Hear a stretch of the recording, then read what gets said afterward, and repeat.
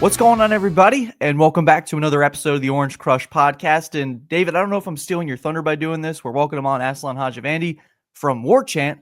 Florida State's On3's site does great work over there. Be sure to give him a follow. But I look at this game, and we talked about this off air.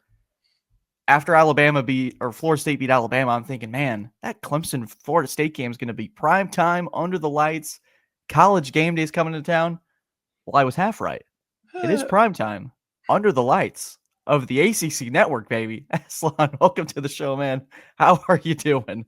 We're surviving. I think we're probably doing very much similar to folks that have to cover the Clemson football program or fans that follow and root like heck for the Clemson football program. It's been an interesting season, to say the least.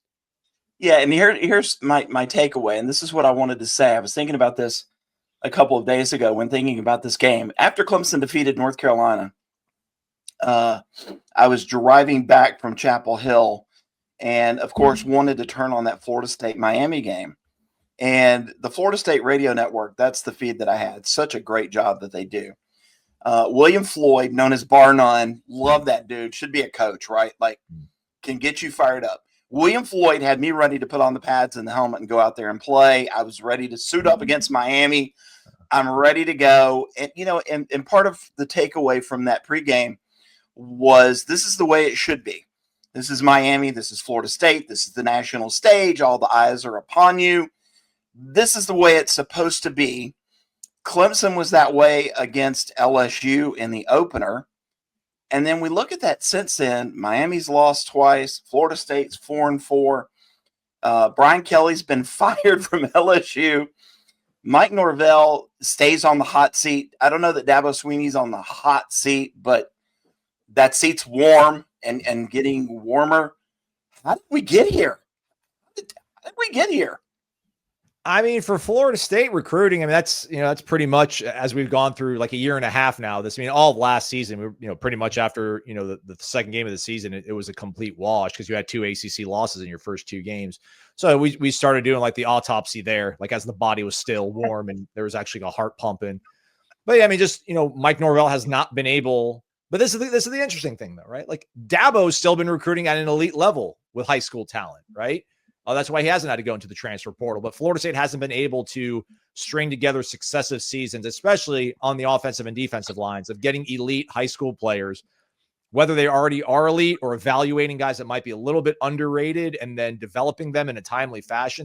They haven't had the ability to have that homegrown kind of foundation on your offensive and defensive lines.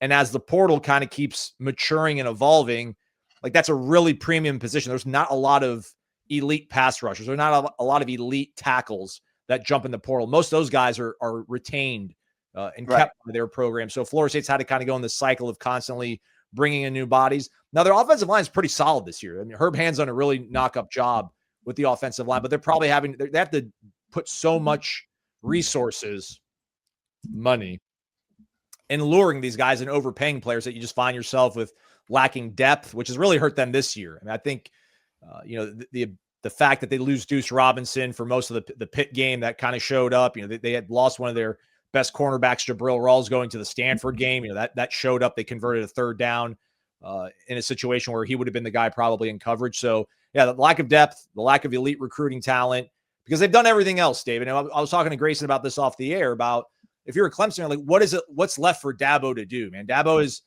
He's went and gotten the elite coaches out there. He went and got a Brent Venables. He went and got a Chad Morris. Then he promoted from within, built his own coaching tree, got rid of those guys, went and got more elite guys, has finally gone the portal. Like Florida State with Mike Norvell has done everything now. They've let him call plays. They've let him delegate. They've given him high-priced assistant coaches, and you still find yourself in this position. It's inexplicable, man. That was a long answer to how do we get here? Nobody really knows, but there's some just completely bum-fuzzling things that have come to a confluence. It's like a maze of different scenarios you have to like go through to find this. But I think it's fascinating where we do these preview episodes, and now with the season that Clemson's had, you kind of listed what more can Dabo do. But in preparing for this Clemson game, kind of trying to see why is this team 3-5? What have you sort of gathered in your evaluation of this Clemson team as, okay, where Where are the cracks in this foundation when it comes to this season? What have you evaluated? Man, I remember watching the Syracuse game, and I'm like, what's wrong with their secondary? And that felt a little prescient because we've 103rd right now, I think, in like passing, traditional passing defense. So, I didn't particularly think that they were getting home on time, but speaking to some of the other people that cover the Clemson program a little bit better, they think that the front four has been good enough, at least in run defense. But when I looked at the PFF numbers, like Florida State fans are absolutely, disappointed in the lack of pass rush and pressures they've had. And I think Clemson's got lower sack totals and lower pressure totals. So I think, you thought just Tom Allen, his track record, really good job at Ole Miss, gets a head coaching job at Indiana. I mean, I don't want to go through his resume. You all know his resume. Had a really good resume with a lot of good pieces up front, on the back end, at linebacker.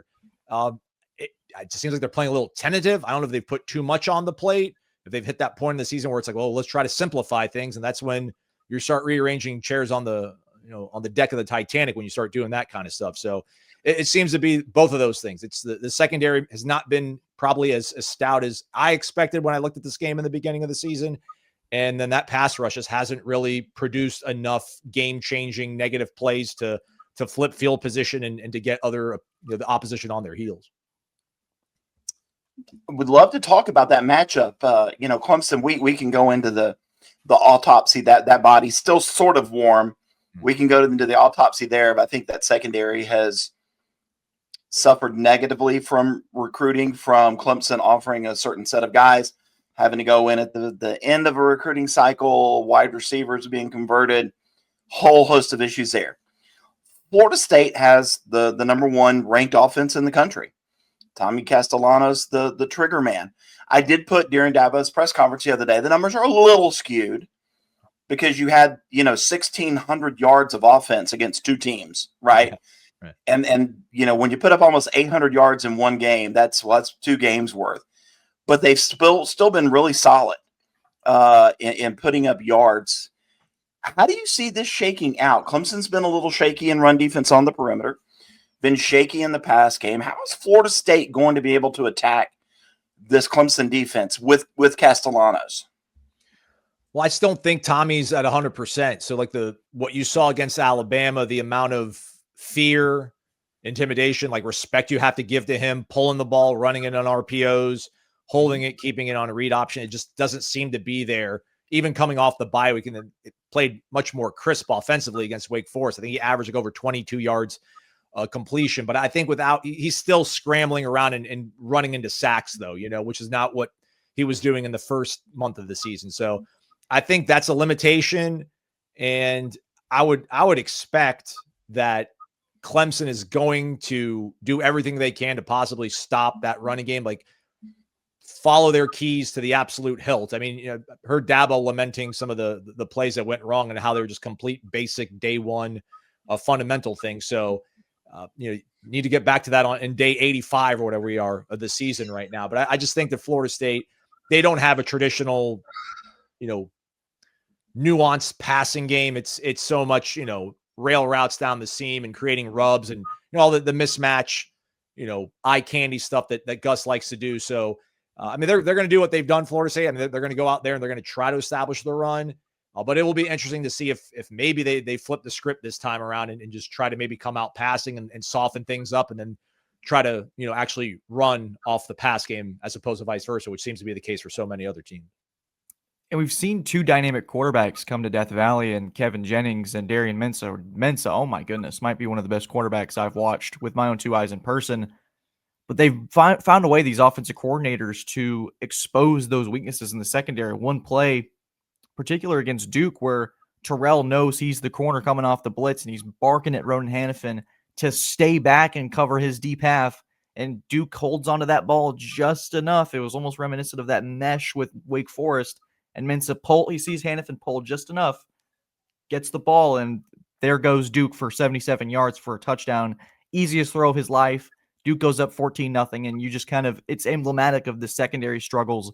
I look at Gus Malzahn, someone who's a brilliant offensive mind.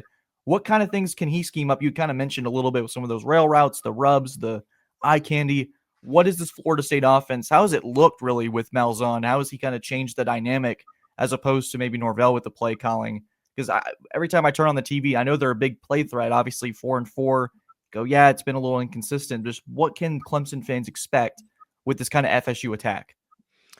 They're going to take shots downfield. I mean, Deuce Robinson, they feel that, 50-50 is still like an 80-20 for them when it comes to Deuce Robinson. Nobody's been able to really figure out a way to, match up one-on-one with him. I know Miami got in his jersey a little bit early on. They've got some more physical kind of guys, and that pass rush obviously affected the way that Tommy was able to throw on time and on platform. So, Deuce Robinson's obviously somebody you got to be concerned about. Mekhi Danzy, he has not been as successful on the end around game. Like the first month and a half of the season, they seem to bust out an end around to him. And, he's a 400-meter standout in track. So that's a tough assignment for any defense to have to go get. So like those two guys really are driving this offense right now. There's nothing elite at running back. They haven't had a lot of big runs from the running game. Their biggest plays have been on end arounds. Like they have not busted a lot of between the tackles runs, but they haven't had a lot of negative plays either. So they do stay ahead of schedule. But the thing is, when it is obvious passing down and they are not in go territory, if they're not in 4-down territory, they just have not converted at a good enough clip. So it's like if opening kickoff, if Florida State gets it on their own 25 and you find yourself in that first drive, they're on their own 27 and it's, third and 8. Like Clemson, I know they've had problems getting off the field on third downs, but I still think that obviously favors them because Florida State just hasn't been able to figure out a way to make those obvious passing situations go in their favor. So they'll focus on the big plays and just kind of keep hitting their head against the wall until they open up somehow, some way. Defensively, this Florida State team is intriguing to me. They've only allowed over 400 yards twice, both in losses to Virginia and to Pittsburgh. Pittsburgh seemingly kind of did what they wanted to do. But they've been solid in so many of the other games. They're ranked third in the conference in total defense. If I look at them and I see kind of a difference in this Florida State team that I've seen in the past, is that Earl Little Jr., great player, man. That kid is a baller. But he leads, this team in tackles, and you really don't ever want a defensive back leading your team in tackles. Jabril Rawls is second on the team in tackles. Before you kind of get into Blake Nicholson and Elijah Herring, some of those guys, what is allowing teams to kind of get to that second level or third level against the Seminoles? And then, how do you see them kind of wanting to stop a Clemson attack that's been okay in the rush game, but has really relied heavily on passing the ball down the field? Well, the front four has not really lived up to hopes, but they went into this sort of thin and they kind of knew it. It felt like most of their roster allocation went to the offense, which has paid off with them having the number one total offense in the country. But to your point earlier, a lot of it's kind of empty, hollow yardage. Darrell Jackson's been taking on numerous double teams whenever he's in the game, number 6 on the interior for Florida State, but there just hasn't been that guy beside him that's been consistent enough. They don't really have any kind of semblance of a consistent edge pass rush. They got a guy, James Williams from Nebraska, who was a third down pass rush specialist last year, and he just hasn't found his way. He had a sack last week, so they're hoping that might have turned the proverbial light bulb on for him. But it goes back to the recruiting part of this, where they don't have that homegrown depth on the front four to create enough penetration to push guys back, to create mistimed plays for the offense. And the linebackers too, man. Linebackers been a bugaboo for a long time. Even when Jimbo Fisher was still here, they just were not recruiting after the Telvin Smith years, the Terrence Smith years. They just weren't, they were recruiting blue chip 4-star talent, but players that just never seemed to adapt and play well at this level of college football. And Florida State finds themselves in that position very much so at linebacker right now. So, it's kind of a product of the lack of depth up front in the front four and their desire to create negative plays and doing so many slants and so many stunts that opens things up for teams to get to the second and third levels. And then also their best players on defense are on the back end. I mean, I think like Earl Little Jr. and Jabril Rawls are probably, they're definitely 2 of the 3 best players on the defense. Maybe Darrell Jackson's considered the best guy, but he doesn't flash as much because he plays in a dirty, ugly position on the interior, having to eat up double teams. But yeah, it's part again of not recruiting well enough up front and even at the second level, but then also having like your best players in the secondary. So they're going to be the ones that come in and clean up and make plays. And they're playing with this aggressive level of like everybody swarm to the ball. So those DBs, they're fast. They'll find the ball eventually. Before we get back to this video, we'd like to thank the title sponsor for this podcast, Newton, Scott and Associates. This team is headlined by Jeff Scott, former Clemson assistant coach and two-time national champion, as well as Eric Newton, a longtime local and trusted real estate partner. These two are teaming up to provide a first-class experience for all Clemson fans. Whether you're looking to buy, sell, or build in the upstate area of South Carolina, you can trust Newton, Scott and Associates. Choose the same team that Clemson coaches are selecting when they're looking to buy, sell, or build, all the way from Tigertown to Lake Kiowee. For more information, you can find them at newtonscottsc.com or by calling the number 864-722-9062. That's 864-722-9062. Now, let's get back to the video. This Florida State team and this Clemson team are entering this matchup on Saturday night.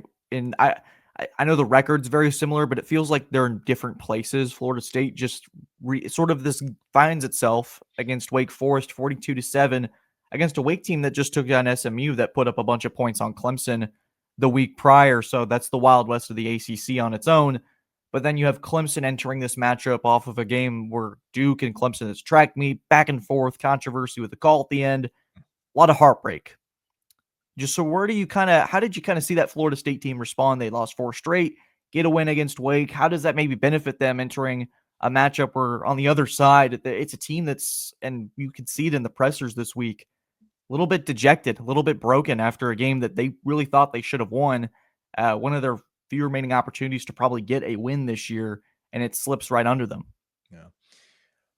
I remember being on the field after the Wake Forest game and thinking to myself, I'm like, they're going to end up winning 3 games in a row. Like, they'll probably end up being Clemson now. And then they got Virginia Tech after that. Like they're going to come off a 4-game losing skid and have a 3-game winning streak. He's going to keep his job unless they absolutely tank against NC State and Florida, which is a possibility. I mean, this team has not played well on the road. So to think they can go and beat NC State on a Friday night and beat the Gators and even come into Death Valley and beat them. But, the Wake Forest game, they did not come out particularly crisp and sharp, Florida State. I think they felt a lot of the pressure that they had been wearing for the last month losing football games. And Wake Forest is just not equipped to come back from a 2-score deficit. I mean, they're not. I mean, Jake Dickert's done a really good job in Winston-Salem in his first year. He doesn't really have a quarterback. I mean, the offense has a good running back in Damon Claiborne. They've got a great wideout, but they just don't have the ability at quarterback to come back from a large deficit. Clemson does. So I think even if Florida State jumps out to a 14-0 lead, that game will not be over by any stretch of the imagination. It would be interesting to see what happens if Clemson were to get out to a 14-0 lead, because I don't know how good Florida State is playing from behind, just in terms of like their mental makeup right now. I know they've come off an impressive win, but it might be some of this creeping, crawling doubt returns into your head about, maybe here we go again.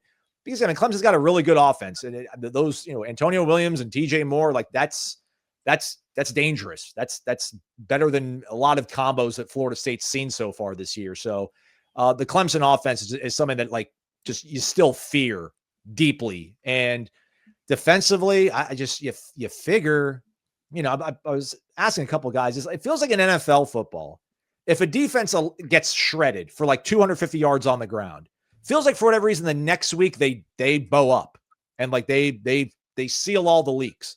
That doesn't seem to happen in college football though, for whatever reason. So I am interested to see if Tom Allen can call these guys out on the carpet and get the secondary cleaned up. Because if the secondary gets cleaned up, it'll be a tough ask for Florida State to go back and forth up and down the field against Clemson. I expect it to be a high scoring game. I mean, it's first to 30 kind of game, which I guess is what 2025 college football is. But yeah, I mean, I think Florida State just feels better by virtue of having a win coming into this game as opposed to losing streak like Clemson. But I don't know, when you look at these last few games, if you look at the last 2 games in totality, I think Clemson just looks like the better offense, and I'll give the edge to the better offense with probably the better quarterback by a hair at home on a Saturday night. I think Grayson and I have talked about this a lot too, though. This is where, it's weird to have somebody come on and say, hey, I cover Florida State. I'm going to give the edge to Clemson. Grayson and I might give the edge to Florida State. just because I think Clemson put so much into last week against Duke. And, really a fifth loss. And I saw players down on their knees on the field crying after that last play. I saw real tears. I saw real emotion. I saw real heartbreak. And I think Grayson and I both wonder, what do they have in the tank? What is left for these guys, even though Florida State's come into town? Like, that's kind of where this is where Dabo Swinney, he's always been a great motivator, somebody who's always been able to get his guys up, always been able to get them ready to play. And he sounded different this week in his press conference. He said three things that I really liked. I'll fix it. Loved hearing that. It's the first time he's admitted, there are big problems. I'm going to fix this. Number two, he said, I've got to trust my instincts. And I haven't always done that here in the past. And I'm going to start trusting my instincts again and not listen to people. And number three, I just have to get the right people in here, which means there are big changes coming at the end of the year. I don't think it's going to be one or two tweaks. And then another thing he said, they'll let you know he's going to go into the portal. It's easier to fix these days than it has been in the past. It's easier to fix it in 2025 than it was for me in 2010. That's all well and good. I just don't know how that translates to a win against Florida State this Saturday. It's kind of a similar position almost maybe to what Florida State was going up against Wake. After they knew they had to win the Stanford game. I mean, this wasn't a Florida State podcast sphere take. I mean, going into the Pitt game, if you watch the full replay, I think like Dave Wischusen and whoever was on the call, like opens up the Pitt game with like, this is an extremely pivotal game for Florida State's season and Mike Norvell's career in Florida State. Like going into Pitt, because they had lost 2 straight games, like, man, they got to beat Pitt. Well, they lost to Pitt. And I was like, well, they have to beat Stanford. But they have got to beat Stanford. They lose to Stanford, it's curtains. Right. They lost to Stanford.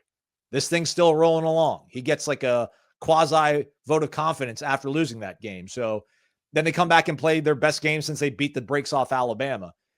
This, to your point, and this is kind of where, right, this is where CEO Dabo comes into play. Like he's not calling plays.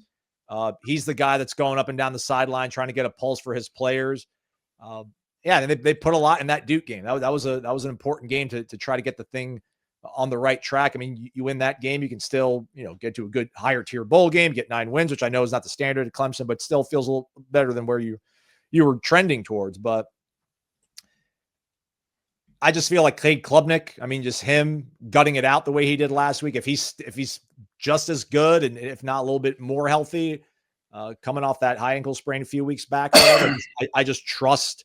I don't imagine. I don't even trust Clemson all that much. I'm just saying I don't know about the Florida. I don't even know the Florida State staff knows what team is going to show up. I mean, they swear that they did something different in practice. We don't know if they did different drills, if they program things differently throughout practice. Players talked about they've had more fun the last few weeks. They try to cut loose and relax, which to me that sounded like, well, that's not good. Like their key to going into the Wake Forest week was like, yeah, we talked about having fun and dancing more on the sidelines when we make plays. It's like that's not winning football, it feels like, but they had more fun. They played loose. Maybe this is a point where Clemson, like it is a 1-game season, every single game from here on out. And if they pour everything they have into this one game, they probably get the result they want. But yeah, man, Florida State's, they're feeling a little bit good. They've got this new November marketing they've done in their locker room about trying to close the season out strong. So yeah, man, two fairly wounded teams. Maybe one's got some fresh gauze applied to them a little bit better with Florida State than Clemson, but I mean, both these teams come into the absolutely battered and broken and just gross. That's certainly the way to put it for sure. My final question to you, man, is we get on air, we get on this right before we start recording, and the first questions we throw at each other as well. How has it been covering this season? Just kind of trying to ask, how's the mess been over there, man? And I would love for you to maybe convey to the audience just from a different perspective of another school that's coming in with this season where you start with it by beating Alabama, who's currently in the top 5 of the college football playoff. And it's we're so back, the so back meme that everyone likes to use. What's it like to cover a season like this? I think fans have heard David and I's perspective enough. Love to hear it from someone else at a different program where expectations are really high. Coach status is uncertain at this point. What's that like? I mean, people are sick of it. Like I was telling you guys off air before we started, it's, we found ourselves in this death spiral this week on the podcast. I mean, the last 2 weeks, but especially this week. I mean, they beat Wake Forest. So everybody was happy, but it's still like, well, was that good enough to keep his job? People are like, well, can we talk about what they did good against Wake? Can we talk about the matchups against Clemson?